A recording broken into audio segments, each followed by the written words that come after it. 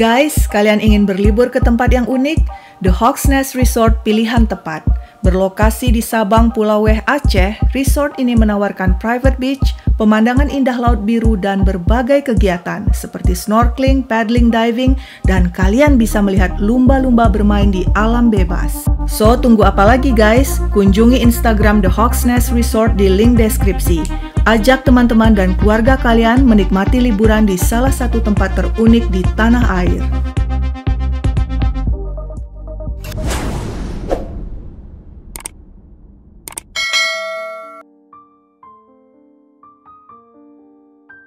Ramlan butar-butar, berpenyakit ginjal, kalau jalan pincang. Dia tinggal di sebuah kontrakan sederhana di Jalan Kalong, Rawalumbu, Bekasi. Sehari-hari Ramlan bekerja sebagai sopir angkot K11 jurusan Terminal Bekasi Bantar Gebang.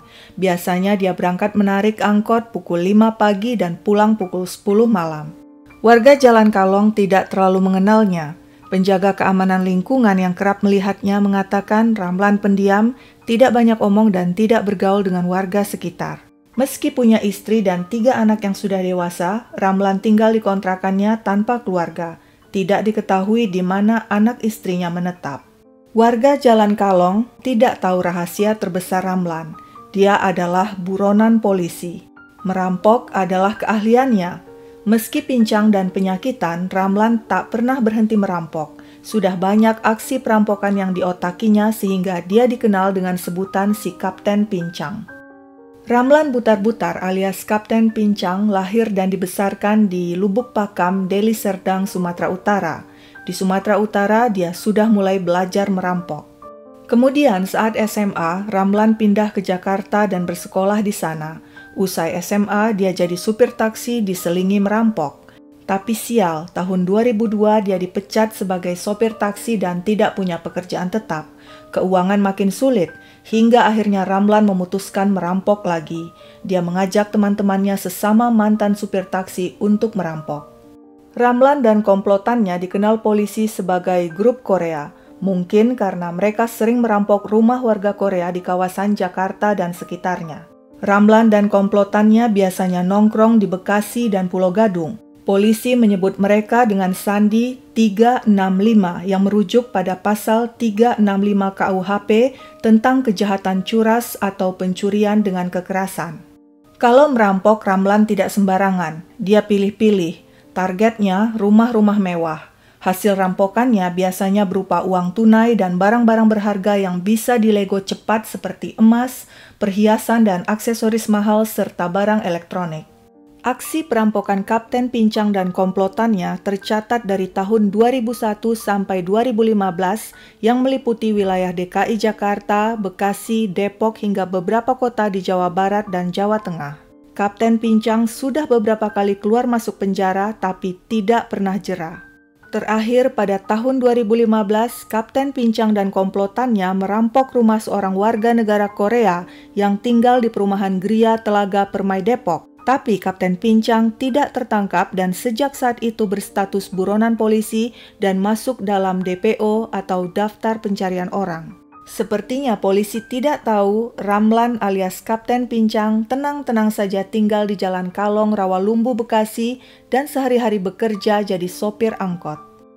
Pada Senin 26 Desember 2016, Kapten Pincang sebagai pemimpin bersama komplotannya yaitu Erwin Situmorang, Ridwan Sitorus alias Yuspane dan Alvin Sinaga berencana untuk merampok lagi.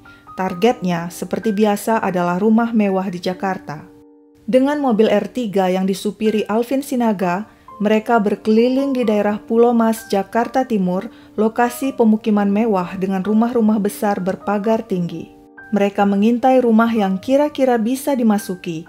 Semua pagar tampak tertutup. Tapi ada satu rumah di Jalan Pulau Mas Utara nomor 7A yang pagarnya terbuka. Kebetulan waktu itu pembantu rumah baru saja mengeluarkan kursi untuk diberikan kepada sopir keluarga. Si pembantu belum sempat menutup pagar kembali. Komplotan perampok tidak menyia-nyiakan kesempatan ini. Ridwan Sitorus alias Yuspane sudah turun dari mobil terlebih dulu dan memasuki pagar rumah.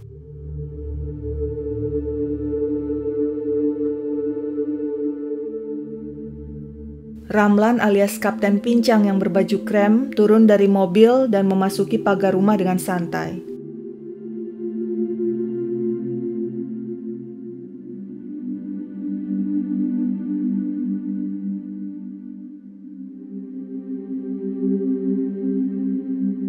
Di belakangnya dengan jaket dan topi hitam menyusul Erwin Situmorang.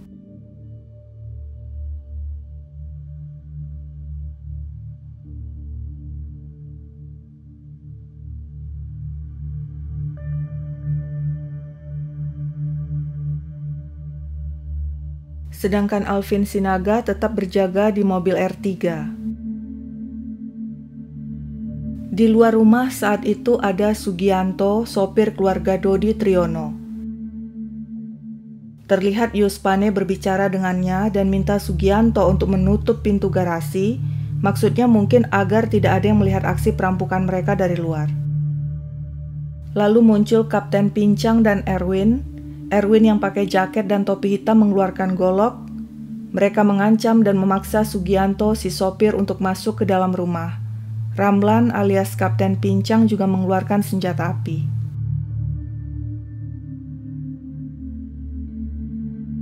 Terlihat Gema dan Amalia atau Amel di ruang tengah. Gema adalah putri Dodi Triyono dan Amel adalah teman Gema yang waktu itu sedang menginap. Yuspane mengejar Santi, asisten rumah tangga.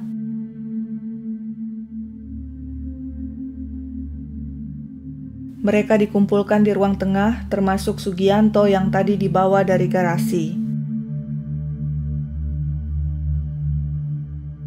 Kemudian 2 babysitter yaitu Fitri dan Windy juga disuruh kumpul di ruang tengah.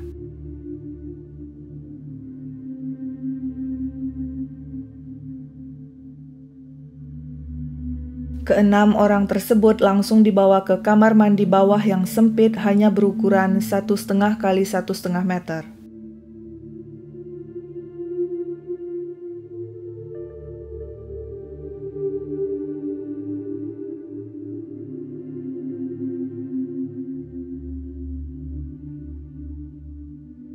Yuspane lalu membawa Santi, asisten rumah tangga, ke lantai 2 dengan todongan pistol. Mereka menuju kamar Zanet, putri Dodi Triyono. Ketiganya keluar dari kamar. Di ujung lorong terlihat si Kapten Pincang.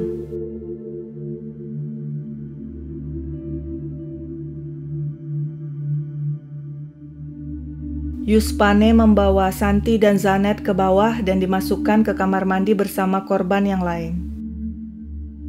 Yuspane naik lagi ke lantai atas, memeriksa setiap kamar apakah masih ada orang atau tidak.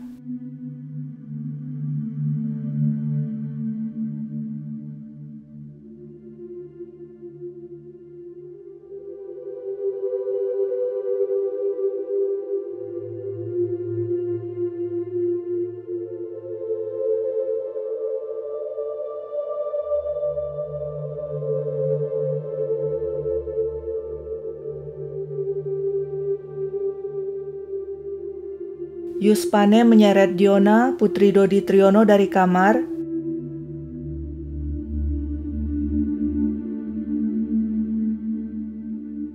Diona melawan sehingga Yuspane memukulinya. Yuspane membawa Diona ke lantai bawah dan memasukkannya ke kamar mandi. Yuspane kembali membawa Gema ke lantai atas untuk menunjukkan kamar tidur ayahnya. Gema kemudian dibawa lagi ke kamar mandi bawah.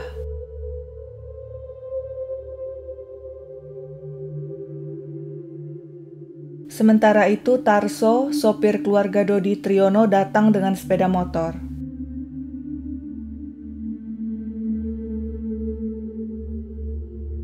Alvin Sinaga keluar dari mobil R3.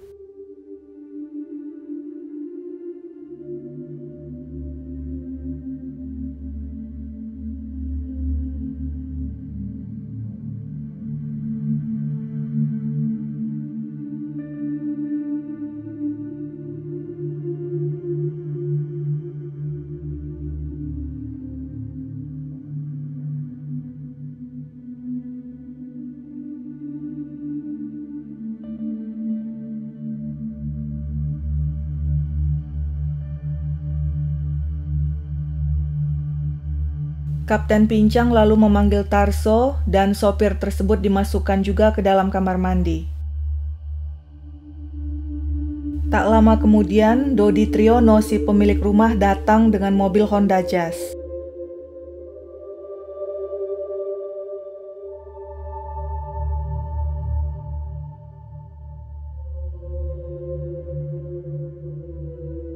Padahal sebenarnya saat itu perampok sudah mau pulang dengan membawa barang-barang rampokan di ransel yang dibawa oleh Erwin Situmorang.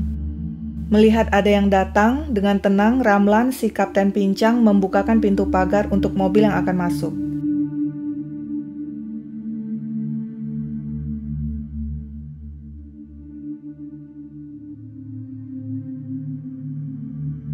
Kapten Pincang dan Erwin menodongkan senjata api dan golok ke Dodi dan membawanya ke dalam rumah dan memasukkannya ke kamar mandi. Dodi tidak melawan. Mereka lalu mengambil dompet dan uang Dodi.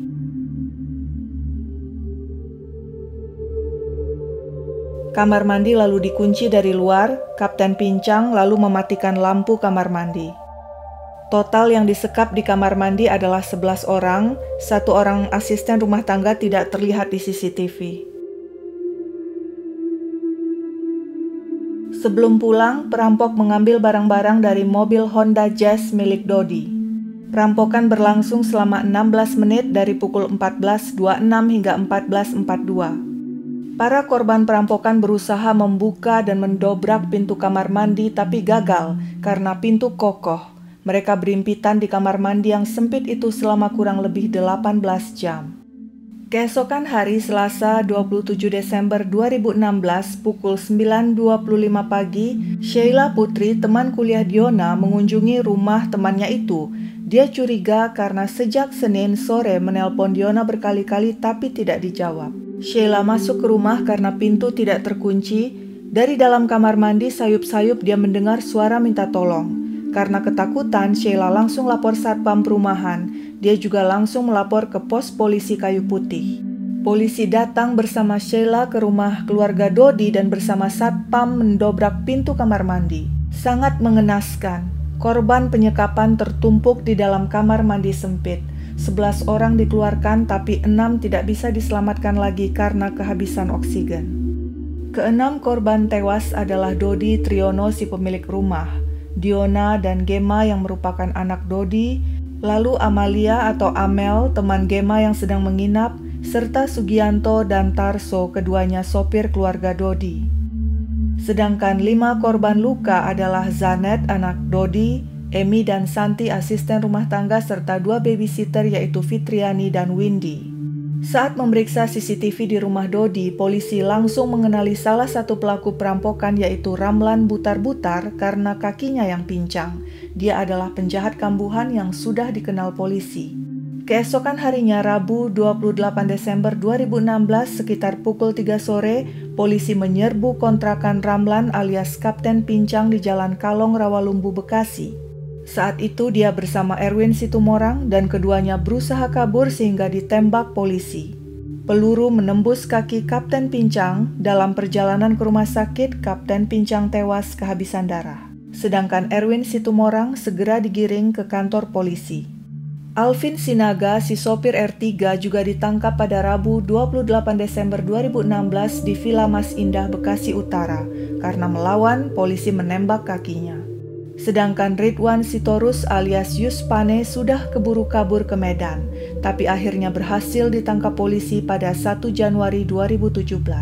Barang hasil rampokan yang berhasil disita polisi antara lain adalah uang tunai sejumlah 9,7 juta rupiah, 4 lembar uang Thailand, sebuah jam tangan Rolex, 5 ponsel, dan lain-lain. Dalam persidangan, Ridwan Sitorus alias Yuspane dan Erwin Situmorang dijatuhi hukuman mati. Alvin Sinaga dijatuhi hukuman penjara seumur hidup. Mereka kemudian mengajukan banding tapi ditolak. Almarhum Dodi Triyono dan kedua anaknya, Diona dan Gema, dimakamkan 28 Desember 2016 di TPU Tanah Kusir, Jakarta Selatan di blok khusus secara berderet. Almarhumah Amalia Kalista dimakamkan di Jatisari, Bekasi pada 28 Desember 2016. Sedangkan kedua sopir keluarga almarhum Dodi yaitu almarhum Sugianto dan Tarso masing-masing dimakamkan di Pemalang dan Purbalingga. Almarhum Ramlan Butar-Butar alias Kapten Pincang dikuburkan pada Jumat 30 Desember 2016 di TPU Kalimulya, Cilodong, Depok. Sempat turun hujan saat pemakamannya yang hanya dihadiri oleh 9 anggota keluarga. Tidak ada pendeta yang hadir mengiringi prosesi pemakaman Ramlan. Pendeta hanya memimpin doa lewat video call. Nisan Ramlan Butar-Butar alias Kapten Pincang kosong, tidak tertera nama, tanggal lahir, dan kematian. Oke guys, sekian dulu ceritaku tentang riwayat perampok ibu kota yang bergelar Kapten Pincang. Kalau ada koreksi, tambahan info, atau analisa mengenai kasus ini, jangan lupa tinggalkan jejak detektif kalian di kolom komentar. Sampai jumpa di cerita lain.